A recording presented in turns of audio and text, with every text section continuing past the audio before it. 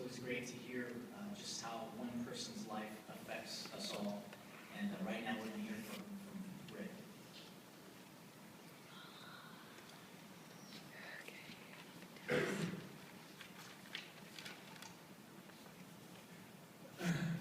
Guten Tag. Good afternoon. As Luca would say, was ist los?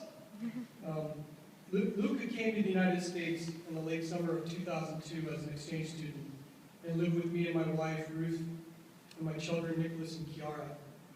At that time, Luca was 17, and Nick and Kiara, they were 14 and 4 years old, and Marcus had not been born yet. When we went to the Santa Maria airport to pick him up, Luca looked so young. He seemed so timid and frightened. Imagine being Luca for a moment. He had just flown alone, halfway around the world, to live with another family. He did not know. He had to now speak only English, being immersed in an English-only American school with teenagers he did not know. He no longer had the comfort of the Swiss homeland, his own bed and blanket, his raclette cheese and fondue, his apple macaroni, his dog Cindy, his mother and father, Anne-Marie and Angelo, his big brothers Nicola, Lorenzo, and Claudio, and his best friends DG and Diego. And Skype and Facebook had not yet been invented. So imagine that. Suffice it to say, Luca was like a timid puppy when he took his first step on American soil in California. As we all know, Luca overcame his fears and grew into a successful young man. He graduated from Rigetti High School in Orchid, and he was very proud of obtaining a California's driver's license. He always had that with him. In 2003, he returned to Switzerland for the mandatory 1 year of military service, graduated from Swiss Business School, and then went to work at the American Embassy in Bern, Switzerland. Yet he yearned to return to America, and he called me once when he was thinking about going to university back in America, and he wanted advice as where to go. And I said, Luca, you know, university in the United States is very expensive. In Switzerland, it's not that much. And I said, you wouldn't qualify for any American scholarships probably. But Luca had his mind made up. He was so determined. He wanted to come back to America. And so with his determination, I said, you know what, you should go to ASU because you're going to be near my sister Kelly and her children, and my other sisters, Michelle and Dominica, and Nicole and Eric, and JC and Rachel, and Anna and Sarah. And Kelly generously offered up her home, and we lived with her. And Luca graciously accepted her invitation and went to ASU. And you know, from Dennis said, he earned a bachelor's degree there, but he did it in 3.5 years, doing not one major, but 2 majors, which is very hard to do in 4 years, let alone 5 years. He did it in 3.5. And he earned academic honors every term, while maintaining, as many of you know, a very active social life. During that time, he became the Swiss son to my sister Kelly, and a big brother to her children. And Luca would attend this very church with his Arizona mom. When he was done at ASU, he wanted to stay in America, but his student visa was to expire. And he came back to Orchid for his last 2 months here. And during those 2 months, Luca never slowed down. And if you know Luca, he's always moving, always doing things. And he was always anxious during those last 2 months to help Ruth and I. And he did many things. He was a catalyst for us to clean our garage. He did yard work. He built the fence, and on and on and on. He would never stop. But the one thing he always did was he debated his future. You know, where should he work? Should I work at Interpol? Should I get a higher degree? Should I go to law school? And he continued this debate when he went back to Switzerland. And he pondered his future. He applied for several positions and ultimately was asked to interview for a Swiss attaché position with the Swiss consulate in Atlanta, Georgia. But by then, Skype had been invented. And he Skyped me. And he Skyped me with those flags in the background, as he always would. And he said, you know, we're going to interview you. How should I dress? What things are they going to ask me? And I said, well, are you coming here for the interview? He goes, no. I'm just going to stay home in my underwear. I said, what? He said, Ricky boy, they want to do the interview via Skype. I said, oh boy, there we go. I said, Luca, you have to wear a nice shirt and a tie and jacket at least. If you want to wear your underwear, you can. At least put that on. He then got up from the Skype call and he rushed to his closet and to show me what he was going to wear. And then I said, if they're going to do the interview in Swiss German, Italian, French, English, what are they going to do? He goes, I don't know. I said, well, they might switch up on it. So, how's your French? And so we started speaking French, and my French sucks. But he stumbled in his French. And I said, you know what, Luca, you better brush up on your French. As we learned during our trip to Atlanta this last week, he did. Hid in the back of a cabinet in the kitchen of his apartment were French preparation books. He was diligent in his education. He always wanted to learn more. He was no longer that frightened young boy. Whatever he did with excellence, confidence, style, energy, and passion like no other person I've ever seen. As you know from your own personal experiences with Luca made many loving and cherished friends and perfected friendships. He was there to brighten your day when you least expected it with a surprise gift truly from his heart. Swiss chocolate, raclette cheese, whatever he could find from Switzerland to bring back to his friends. Each of you know this is him. He loved his friends. And he was tidy. He was so very tidy that when he lived with us, Ruth and I would come home from work to a clean house. It was like, the floor is vacuumed, the floor is swept, it's so clean. And finally, we learned the reason the house was clean was due to the fact that our pack of dogs would frequently get into his things, including his cherry pit pillow, Swiss chocolate, and our trash cans. And we never knew the dogs were doing this because Luca would always clean it up. And it was finally we learned that sometime later, and it was like, Luca, you didn't have to do that. And then when he returned to our house on every visit, he would rearrange our furniture. He always had to be doing something. And you know Luca was famous for making those impromptu road trips and sharing the love of America with his friends and family. Andrew, Gabriella, Adrian, Silvio, Adrian Alden, Leah, Claudio, Alessandro, Nicola, Lorenzo, Nicole, his mom and dad. Luca loved the road trips. We would take Luca to Baja, California often.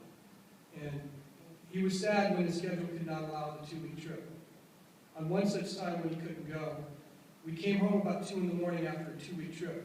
And I was carrying Kiara, she was much younger then. And I carried her into her bedroom and I put her on her bed. And it was dark. And I heard this noise in the closet. I was like, what is that? And I opened the door and this man jumped out and we struggled. And then all of a sudden he started giggling. Oh, Luca, you love your surprises. We found out later that he had been in the closet for 4 hours waiting for us. And as Kiara, Kelly, and Ruth, and Hannah, Sarah, and Rachel, and Nick, and JC, and Marcus, they can tell you that he was so ticklish. Ask any of his American brothers and sisters. It was his kryptonite. We teased him that he left the Swiss military because he failed the tickle training. He was, however, one that never failed at anything accomplished.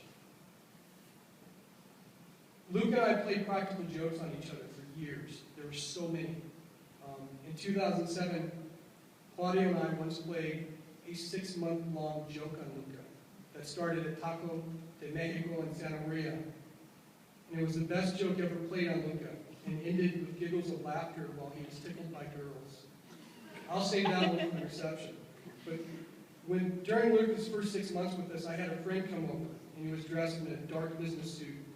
And he rang the doorbell and he asked for Luca. And Luca came to the door, and he was still a timid puppy then. And he said, I'm from immigration, and there's an issue. And Luca turned beet red, and looked at me, and then I smiled, and my friend smiled, and then he knew it was on. The gamesmanship thereafter was nonstop.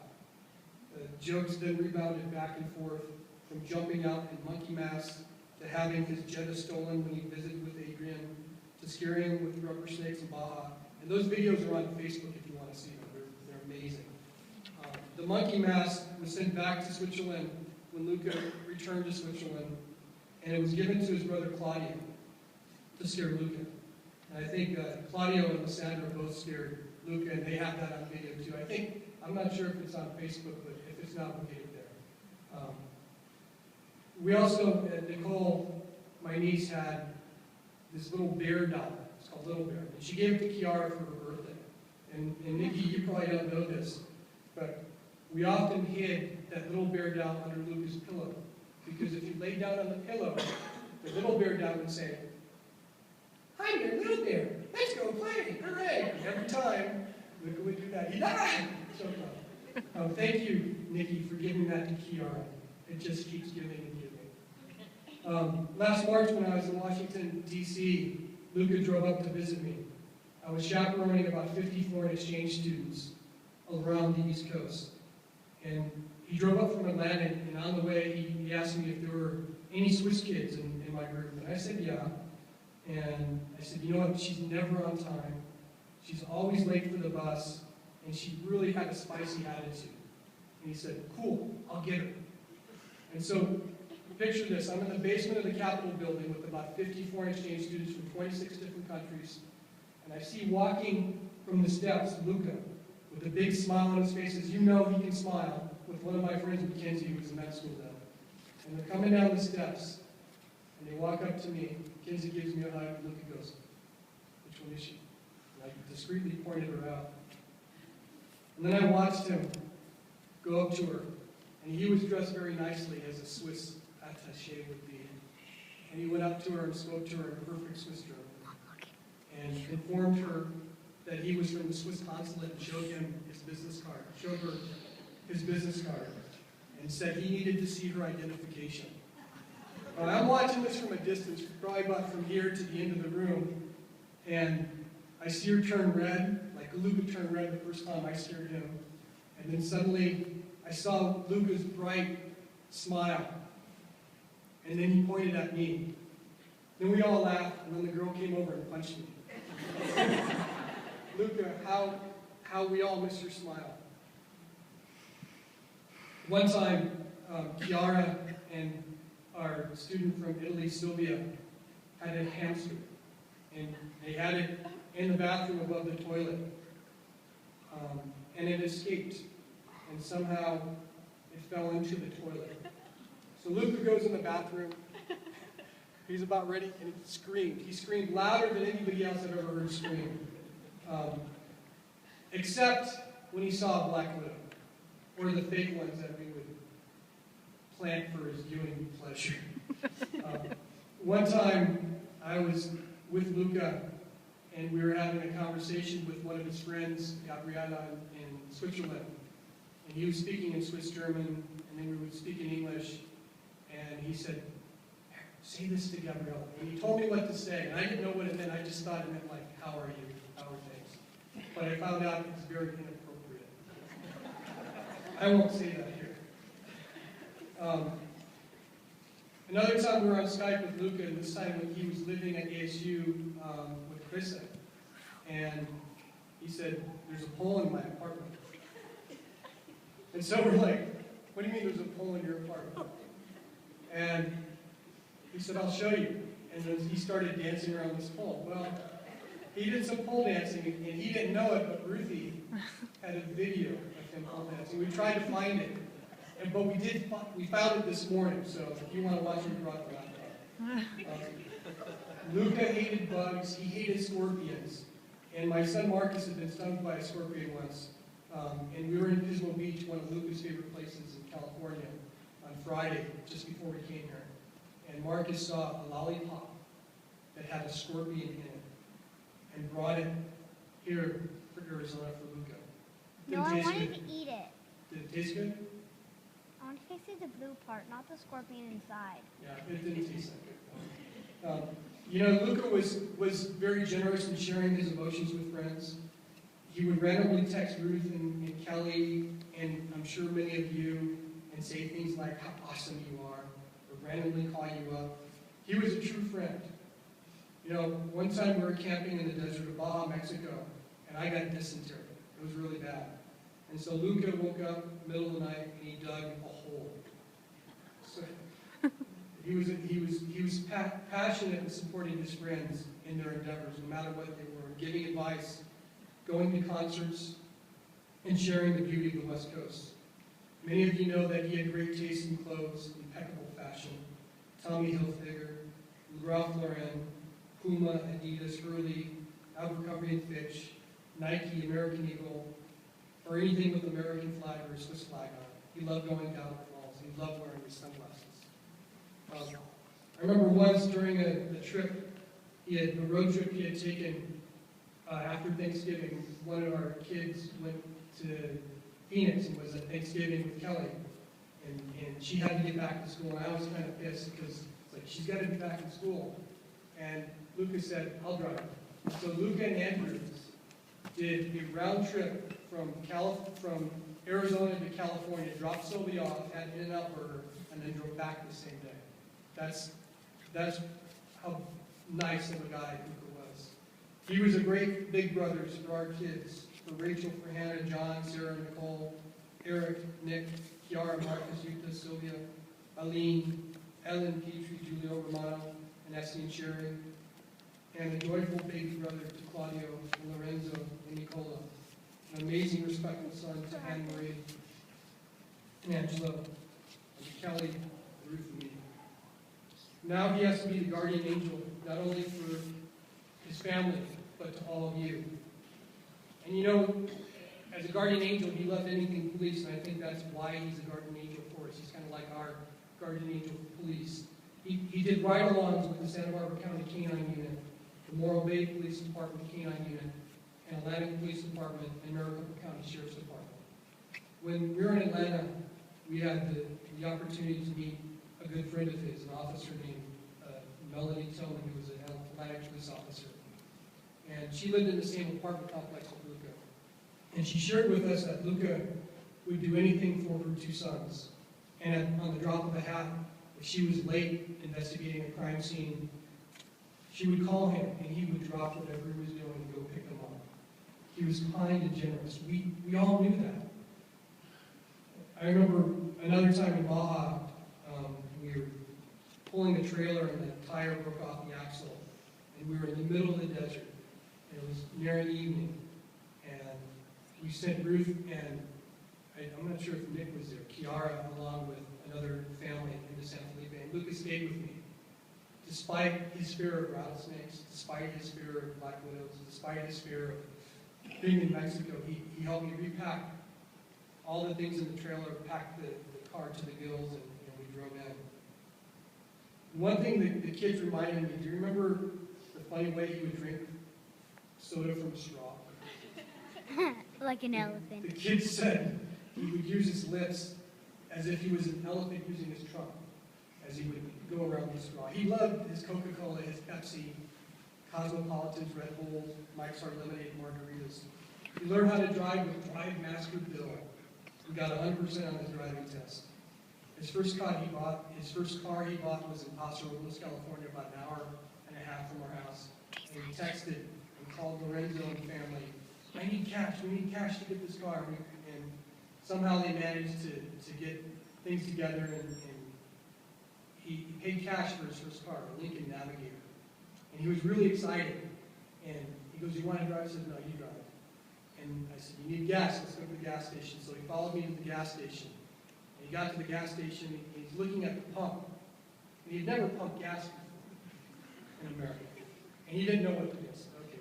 So we got gas, and he goes, I think I need insurance. I said, yeah, you need to get insurance. So he went, got insurance, and went to the DMV and registered his car. He always took time to cherish and celebrate important days with family, whether it be birthdays, Mother Days, weddings. He was so dedicated, and Dennis mentioned this, that in a 48-hour time period, he flew from America back to Switzerland to surprise his mom on her birthday. And then he caught an immediate flight back to be a groomsman in Rachel's wedding. He loved surprises. Ruth was away in Florida once for training, and Nick and I were there, and Luca said, well, let's paint the bathroom to surprise Ruthie. Well, Luca picked out the colors. And Ruthie got back and she hated it because the colors he had chosen and the manner in which we painted it, it looked like an Easter egg. It's like 3 tones going up the wall. Once in the Strawberry Festival in 2003, they had Marine recruiters at the festival, and Luca went up to them and challenged them to a pull-up contest. He actually did about a dozen pull-ups, and they gave him a t-shirt. He has swum with manatees in Florida.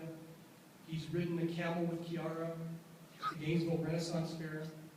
He's gone on rides with Nick at SeaWorld, Florida. Yet he refused to eat alligator tail. I don't know why. He cut down his first Christmas tree with us, and he shot his first shotgun as an exchange student. And he loved to go shooting. He went shooting with Yuta and me and my family, and he loved shooting a police issue 357. And he loved to go shooting with JC and Andrew. He loved to do wine tasting. We would go to this restaurant market called Trattoria Oliveto, and we'd been there maybe a dozen times with him. He ordered the same thing every time, spaghetti carbonara. I'm not sure if many of you know this, but he was a very accomplished chess player and a very talented drummer.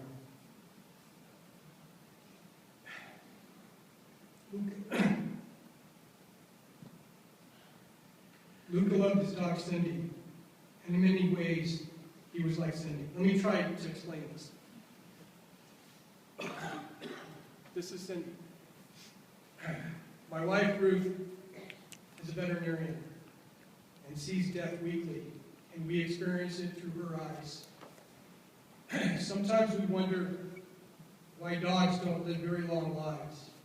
You see, people are born so that they can learn how to live a good life. Dogs already know how to do that, so they don't have to stay as long on this earth. Luca, being a quick learner, figured this out at an early age as well. He completed his journey. So learn something from Luca, as if he were a dog. Live simply, love generously, care deeply, speak kindly. When loved ones come home, always run to greet them. Never pass up the opportunity to go for a joyride or a road trip. Allow the experience of fresh air and wind in your face to be pure ecstasy. Take naps. Stretch before rising. Run, romp, and play daily like Luca. Thrive on attention and let people scratch you or tickle you. Avoid biting when a simple growl will do. On warm days, stop to lie on your back on the grass. On a hot day, drink lots of water or Coke or Pepsi, and lie under a shady tree. When you're happy, dance around and wag your entire body. Delight in the simple joy of a long walk. Be loyal. Never pretend to be something you're not. If what you want lies buried, dig until you find it. When someone is having a bad day, be silent, sit close by. And Elizabeth, Angelo, Anne-Marie, Lorenzo, Claudio, Nicola, Cassandra, Gigi, and Diego, and all of his family and friends from all parts of the world.